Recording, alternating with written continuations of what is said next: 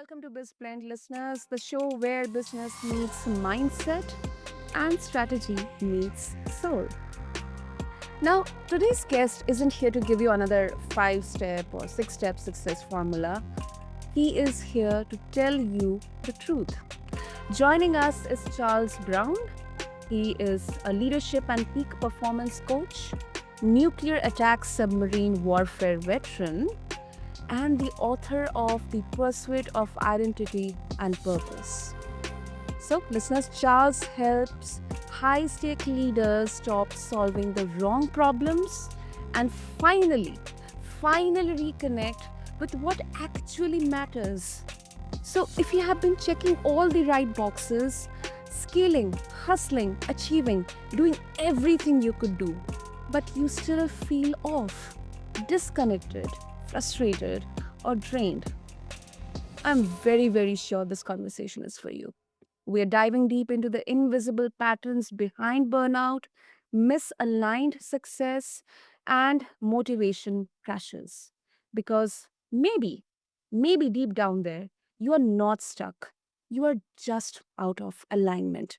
So let's quickly get into the discussion, listeners. So, Charles, welcome to the show, and I'm really honored to have you here with us.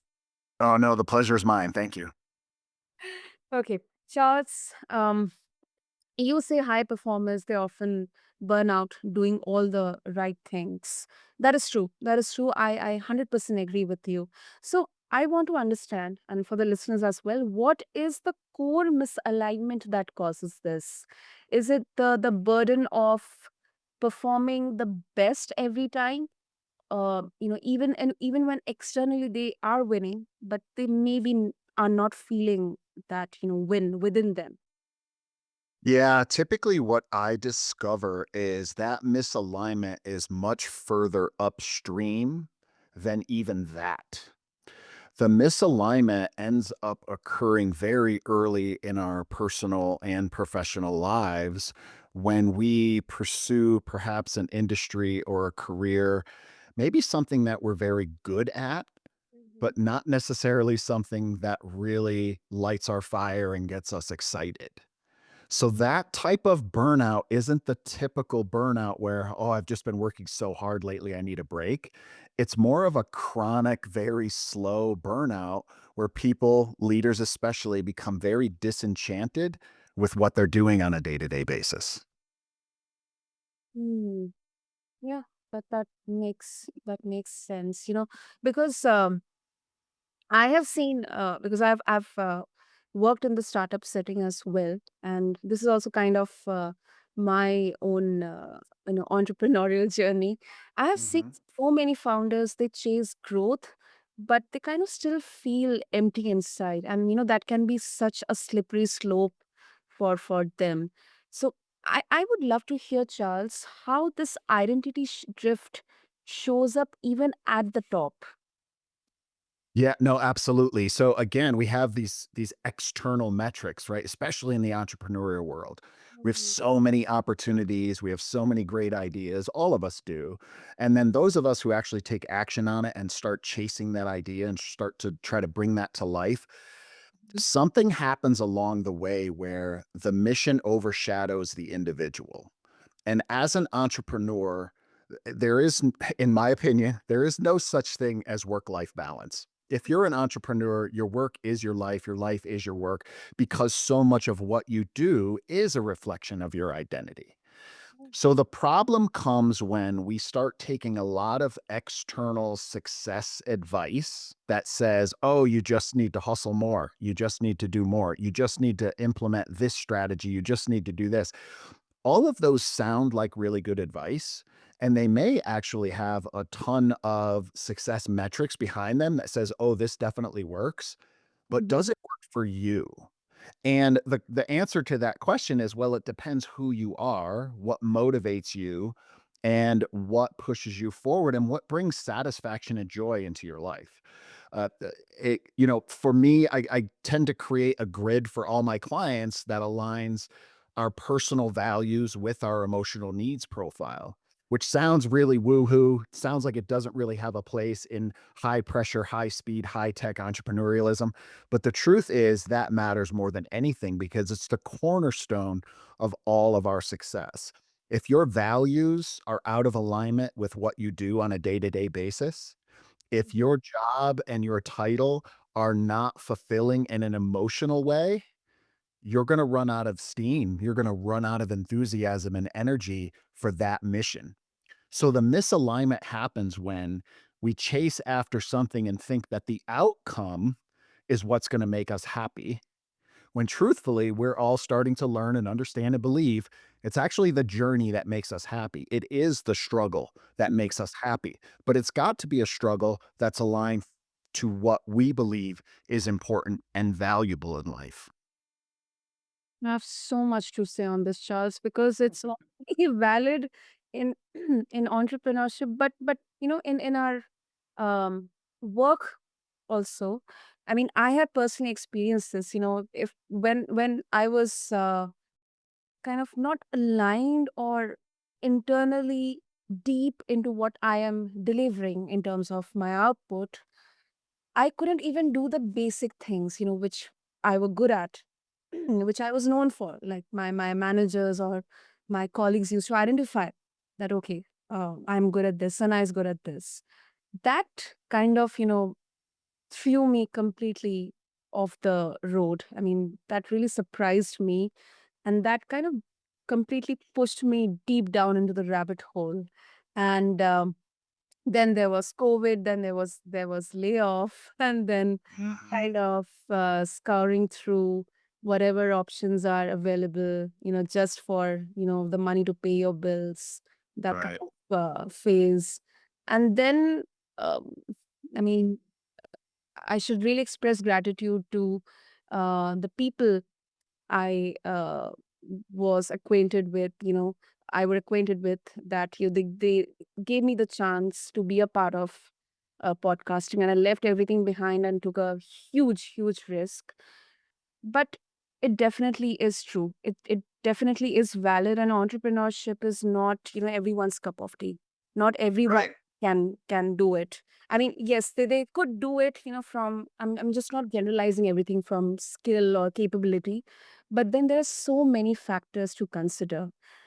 Because yes, for an entrepreneur, there is no work-life balance. You're working on Saturdays and Sundays, but then physically you may feel that you are tired.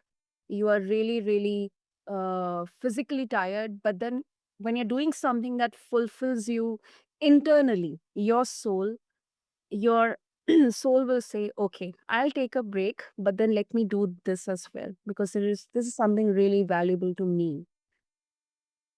Absolutely. True alignment fuels you. Yeah.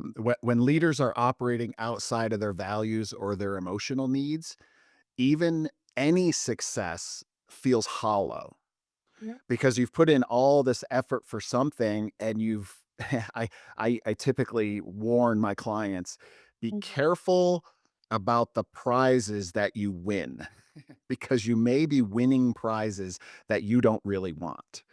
And the system may reward the behavior and the effort, but your body and your soul keep the score. And they know that that really wasn't as fulfilling as I would hoped it had been. We've all read the stories of the multimillionaires who have no family, no friends, no life, no satisfaction. They're miserable people. And there's no better example of a misalignment of values and needs with success. Because again, outwardly, the metric, oh my goodness, you started this company and you created all these jobs and you have this wonderful product and you're making all this money, but I'm miserable because that's not what I wanted to do, right? Uh, yeah. Yeah, you wanted to say something, Charles. No, no, no. I was gonna let you go. Definitely. Yeah. Because I'll just keep going and go. I know, I know, I know. This is so true because um especially during COVID and after COVID, we have seen so many people now wanting to start something on their own, become solopreneurs or startups and everything. But once again, it is a slippery slope. It can be really rewarding, but then you can also have, you know, some surprising realizations that maybe this is not something for me. And I really kind of appreciate that I got this opportunity. But then, yes, as you very rightfully mentioned, that if you are misaligned, even if you have everything external with you, externally validated that you are making money, you are giving jobs to people, you are creating jobs, but then internally you are not feeling yourself. Right. Right. So Charles also, yeah, yeah, go ahead, go ahead. I was just gonna say that, and there's a lot of ways and a lot of reasons why no one talks about this, Mm. right? Because we glorify the hustle Mm. and we mistake it for mastery. We think, again, we glorify somebody who works 60, 70, 80 hours a week for months on end to launch some product and they have some sales. And we think, oh my goodness, like they just crushed it. These guys are masters. No, no, they're not. No, they're not. I'm sorry. That's not mastery of yourself. That's not mastery of your state. And that I guarantee you, no matter how much success came from that, you didn't tap into nearly all of your potential if it wasn't aligned to who you are as a person and your values and your needs. Um, and then there's this constant fear that if we slow down or stop, we'll lose relevance. We'll Mm. lose that status. And that becomes a really, really unhealthy driver because, again, you're placing all your value as a human being on this external metric. And the market is very, very unforgiving. So you better love your business and you better love your industry because it fuels you, not because you're chasing some external validation, approval, whatever the case may be. Right. So most peak performers that I know, they only seek help after they crash. I've had very rare occasions where clients have actually contacted me ahead of time and said, hey, I just took over this brand new role of this organization. It's a big deal. It feels like very large shoes to fill. I'm starting to do all this stuff. And they were smart enough to say, I recognize that I'm in a new space and I need help with that. But for most people, they wait until they crash and they wait till everything comes down. Again, because of this cycle of us glorifying the hustle Mm. and thinking that your success only comes from, fill in the blank. Mm. Then I feel embarrassed to ask for help. And because they think, oh, I've been a high achiever all my life. I have achieved everything on myself. This will be really embarrassing for me to go and ask out for help. Let me figure it out on my own and then I'll see what happens. Yep. Yep. Absolutely. And our parents and our teachers, bless their hearts, they want the best for us and they want us to be safe and they want us to have a wonderful career and they want us to make good money so that we can be safe and live a happy life.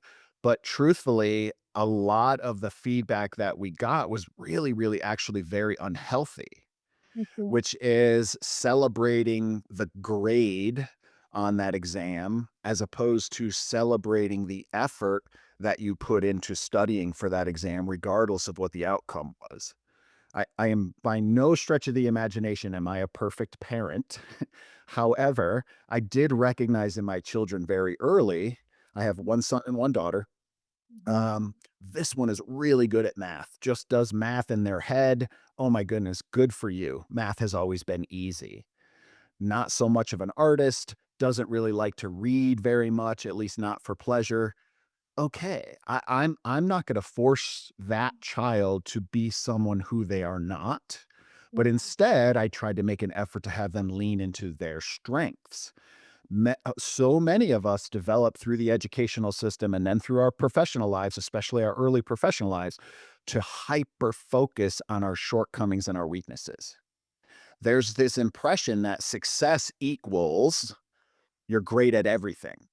And that's not true. It's not true at all. The best performing people that I know, the happiest people and the most successful people I know themselves, Mhm. know their strengths, and lean into their strengths.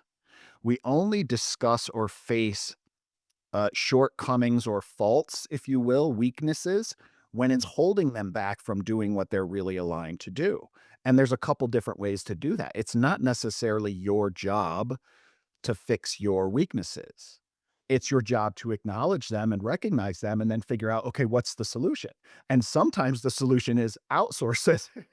Outsource it to someone else who is really good in that space, because I could take 10 hours of my time to try to figure this out and do it myself, but because it's not my strength, somebody else could be doing it in an hour and a half or 2 hours. That just doesn't make sense. But again, we're driven so hard to hyper focus on those weaknesses and think and lead ourselves to believe that we have to be great at everything, and that's the only way to be successful. And truth is, we end up spending 80% of our time working on weaknesses and faults that are never going to be good enough. They're never going to be good enough. I choose to spend my time developing my strengths more and more and more. And every hour I put into that is worth 1,000 hours. Absolutely. That's beautifully put, Charles. And talking about, uh, when I was reading your intro, your experiences are really interesting. I mean, you have been a warfare veteran, and in those situations, decision making is such a super critical, kind of skill that you need. And you need clarity, conviction, confidence. There can be situations, uh, which I guess even entrepreneurs, they'll think that, oh my goodness, I don't want to have that kind of fear lingering around me. So what role does fear based decision making play in sabotaging growth? And how can leaders tell when their choices are rooted in fear disguised as logic? Something like the market is crashing. Okay, let me just quickly, uh, hire more people or lay off more people and make sure my numbers are right. Something like that, as an example. Mhm, mhm. Yeah, fear-based decision making rarely creates a great result. I think we're all aware of that. Mhm. Leaders who exercise a lot of fear-based decision making, or who lack the confidence to make big decisions, important decisions, critical decisions, or timely decisions, typically are lacking one of two things. Either they're not as technically astute in their area as they should be, given their role and given the magnitude of the decisions that they're making, because there is something to be said for how well do you know your space and how well do you know your industry. Now, for me, specifically speaking about my military background, it was training and drills all the time so that when emergencies did occur, you use the word confidence. I don't know if it was confidence as much as I know what the right thing to do is or the most correct thing. So it wasn't always a perfect answer, but I do know that these are my priorities. This is the most important thing. This is the second most important thing. So I know that my decision making at least has to follow this hierarchy of most important to least important. Where leaders get in trouble is when the most important thing on their decision making priority list is their status or their ego. That's when we start making fear based decisions, because when the decision for an organization or the company or whatever it is becomes about us, that is just a very bad model. I'm sure you can see that, and I'm sure our listeners can recognize and identify with that very quickly. Yeah, I shouldn't be making decisions for myself. There's a lot of people counting on me to make this decision. So there is a level of technical acumen that is required to make sound decisions. You should be very well versed and very well read in your space so that you have that logical, rational decision making side. The other side, though, is why am I here? Why does this business exist? And what are those priorities outside of me and my personal needs? What are the needs of the organization? And how do those align with our organizational priorities in this moment? Hmm. Yeah. And this is so relevant because in business, fear can wear a mask of practicality.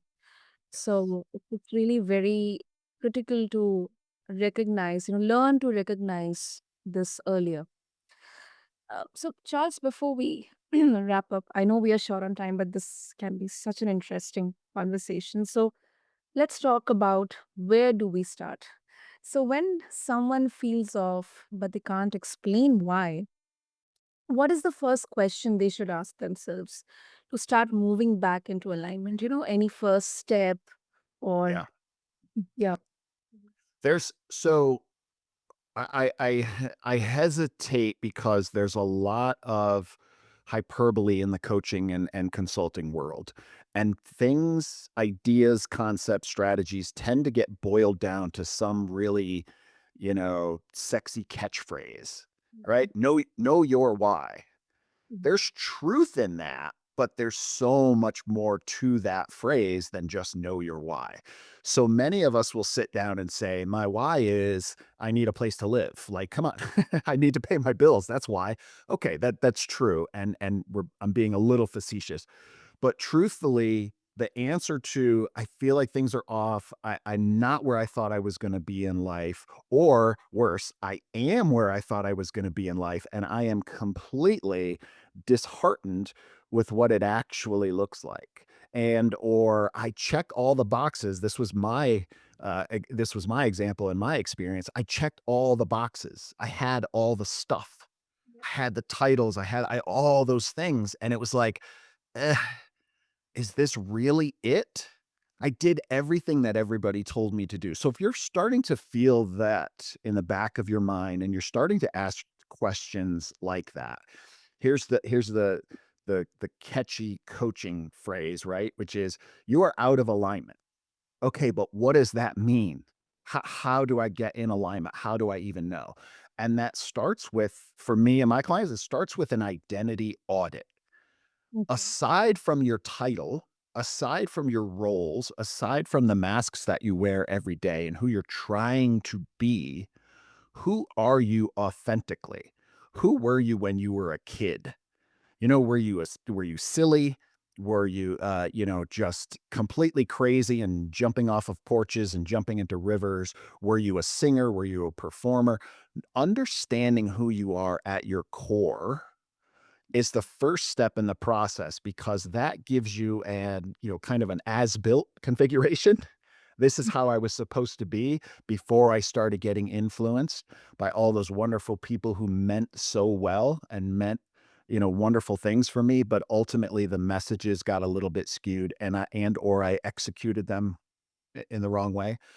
An identity audit is the first place for you to start to be able to say, "Oh, no wonder." I'm very, very much, uncertainty and adventure focused, but this job is very mundane and very repeatable, and it has a high level of certainty. No wonder I don't feel satisfied with it. Along with that, and that's kind of the values based piece of it. Along with that is that, the word that I've used before, which for leaders, if you're not spending time on your emotional intelligence, you're losing ground, first of all. Every escalation in your role and your level of responsibility requires additional emotional intelligence. It is a wonderfully learnable skill. So we should all be working to develop our emotional intelligence. But that's the second piece of that puzzle, which is from an emotional needs perspective, what is being fulfilled? What is not being fulfilled? How does this job or role align with my emotional needs? And then you work to eliminate those violations and you work to eliminate those gaps from where you were to where you are and get them just better in alignment. Hmm. Wow. That is really, really, I think, very basic. The found Mhm. Yes, you stress really on the emotional intelligence aspect as well. That is learnable. It is definitely learnable. Absolutely, absolutely, and repeatable and scalable.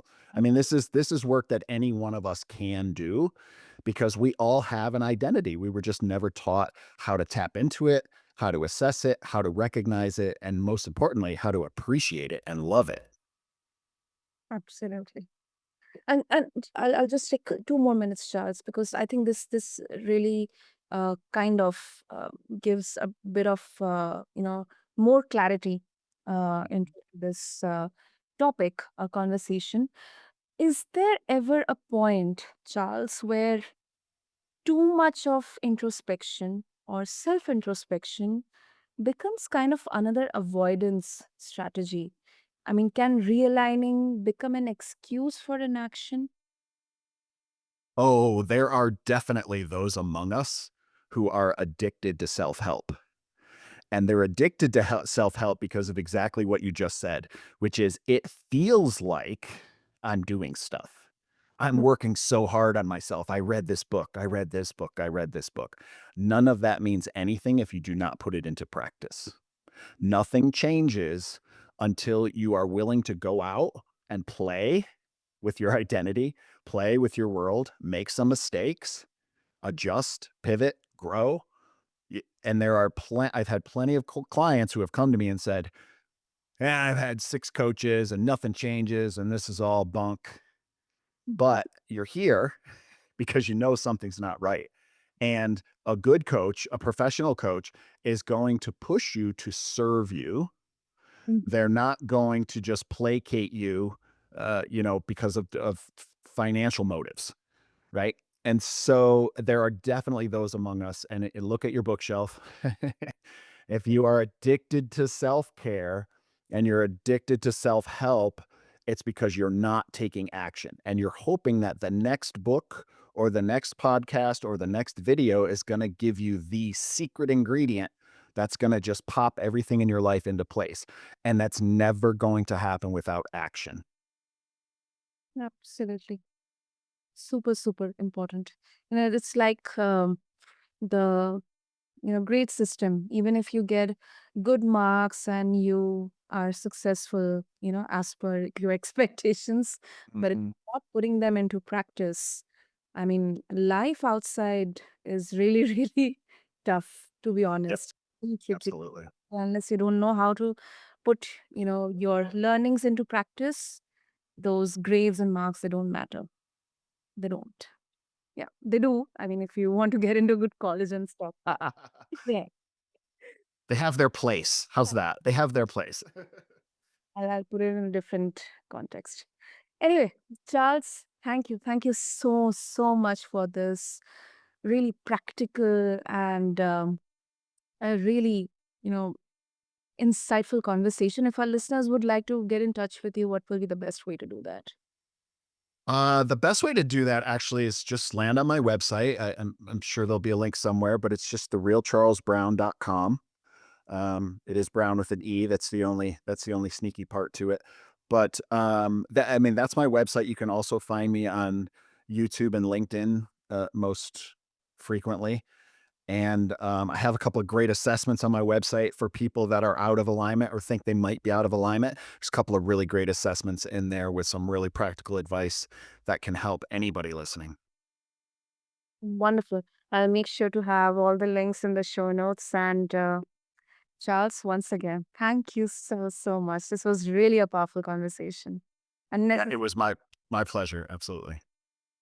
so, listeners, if you are chasing outcomes but you're feeling empty, if the grind is numbing instead of exciting, maybe it is time to stop optimizing the wrong strategy and start asking better questions. You are not stuck, you're just out of alignment.